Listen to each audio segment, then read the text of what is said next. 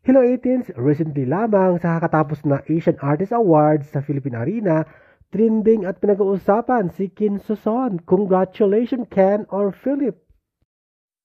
Mula noon hanggang ngayon ay marami talagang nahumaling sa kanya ng mga South Korean girls o pati rin mga lalaking South Korean dahil ito nga pala ay meron siyang billboard, malaking picture billboard sa South Korea. Talaga namang pinag-uusapan at pinagtingnan ng mga South Korean.